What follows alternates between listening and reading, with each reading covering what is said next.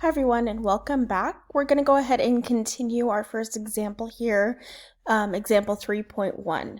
So we were just in the middle of trying to calculate Jill's total displacement, and so we were at the displacement of the fourth and final go here.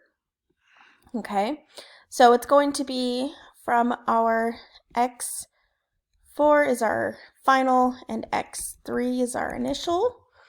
Okay, so x3 is 1 kilometer. Whoops, x3, 1.0. And our x4 is negative, put a negative here, 0.75 kilometers. Okay, hopefully that makes sense. So negative 0.5 minus 1. So our total, or our displacement in that portion there is going to be negative 1.75 kilometers. Okay, so when we add all of these up, that will give us our delta x total. And so we have 0 and 0.5 kilometers plus a negative 0.5 kilometers plus 1 kilometer plus a negative 1.75 kilometers. Okay, and when you do all of that math, you end up with negative 0.75 kilometers. Okay, so this is our total displacement. Okay.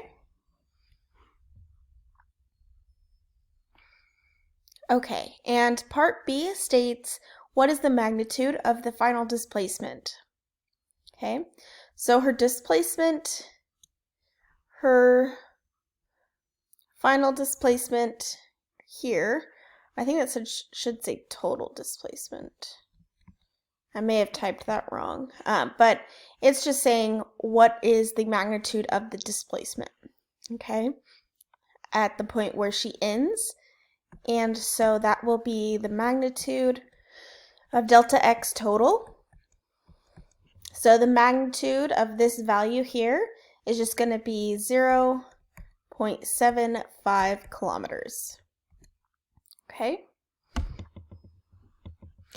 All right, so let me go ahead and go on to another slide, and then we'll come back to this problem.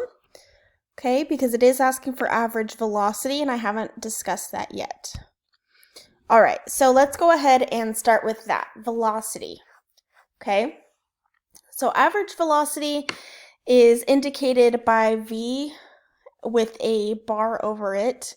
Okay, this is going to be, it could also be V average.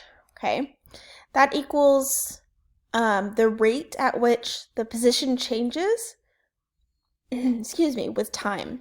Okay, so the change in position over the change in time. Okay, so this is going to be what's called the average velocity, and this is what we tend to calculate velocity as. Okay, so then we have instantaneous velocity, and that's going to be how fast an object is moving anywhere along some sort of path. Okay, so if we're looking at this graph here, position versus time, we can look at average velocities throughout the graph. So we can say from t1 to t6, what is the average velocity? And this slope here would be the velocity. Okay, now I can keep doing that, but we can also find our instantaneous velocities.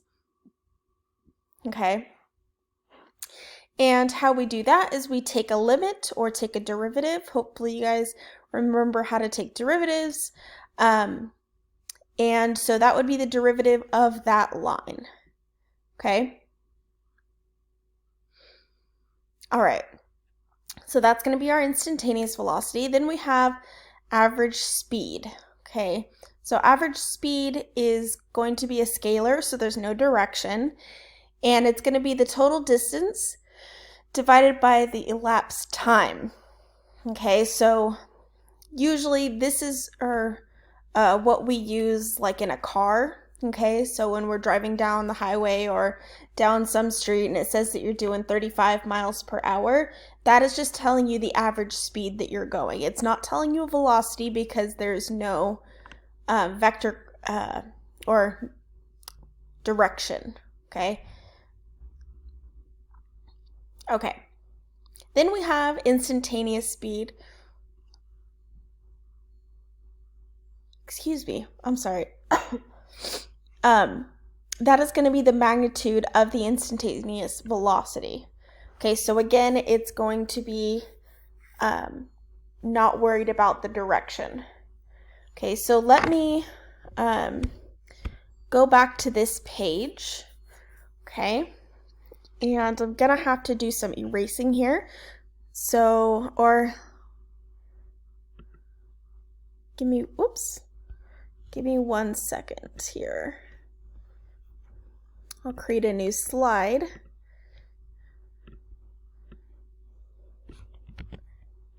And I'll get this back here.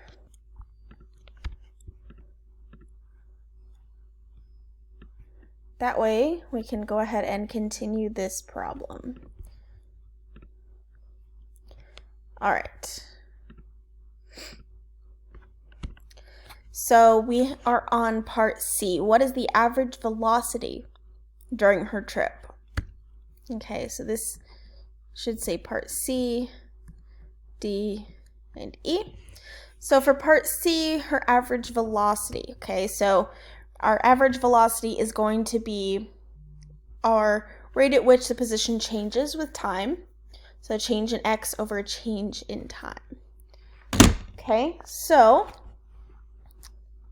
just going to write it here. V average change in x. Okay, so our change in x that we found, okay, is going to be negative 0.75 kilometers. Okay, so negative 0.75 kilometers over the amount of time, which we found was 58 minutes. Okay, so our V average is negative 0.013 kilometers per minute. Okay, you could do that in your calculator. That's going to be part C. Now part D is the total distance traveled. Okay, so remember total distance traveled is going to be the sum of the absolute values of each individual displacements. Okay, so these are the individual displacements here. So we'll need to add those up. So we have delta x total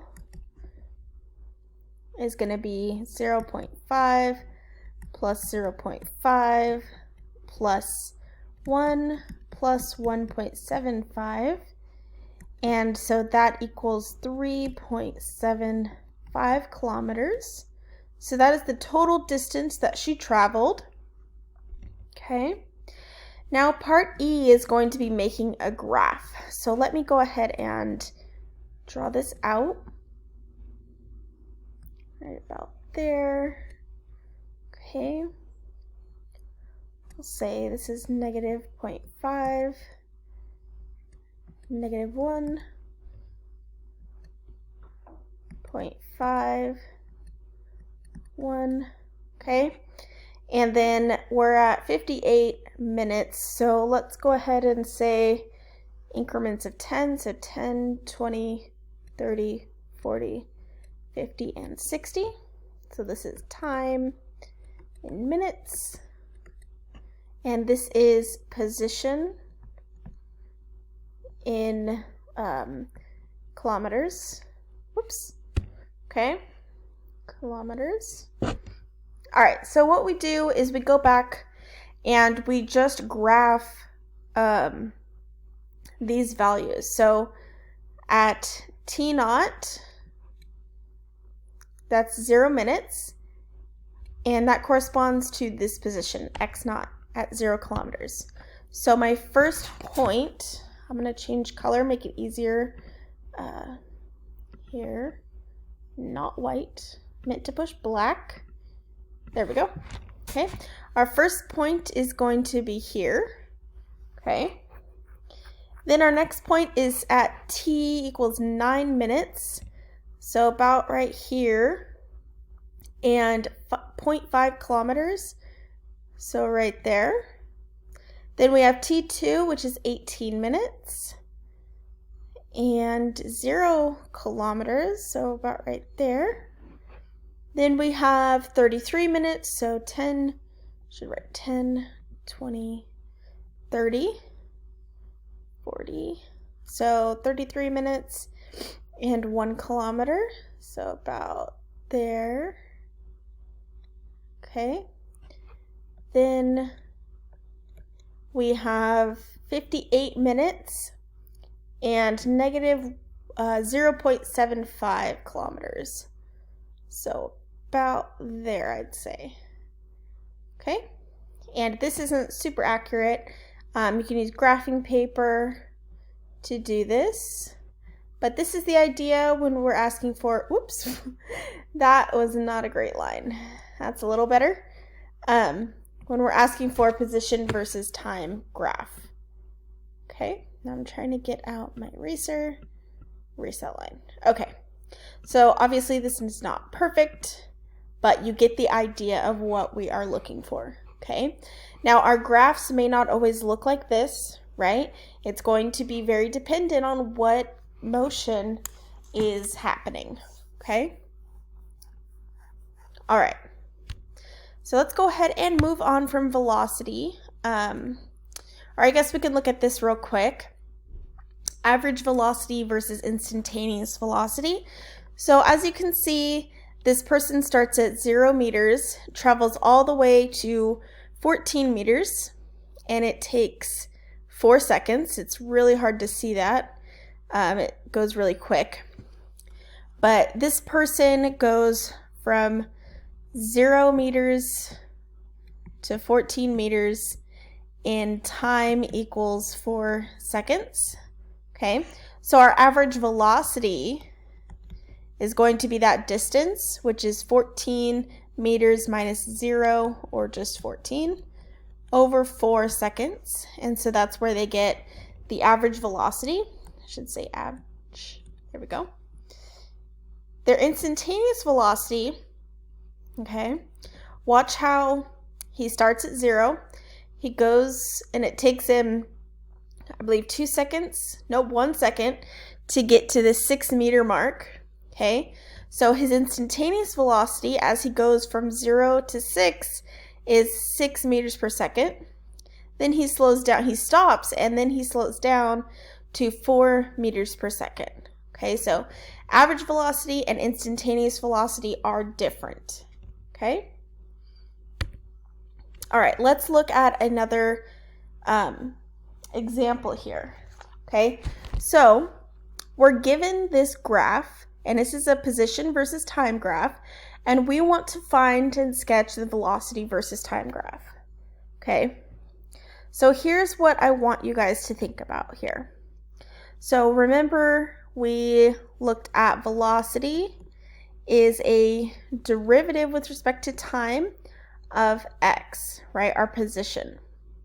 Okay, or it can also be expressed as delta x over delta t. Okay, notice what this is. This is going to be the change in the x position over the change in time. Okay, so the change in x here over the change in time. What else does that remind you of? Looking at this graph. Rise over run, right? So this is just a slope of this particular graph, okay? So we're going to continue this on the next video, so stay tuned.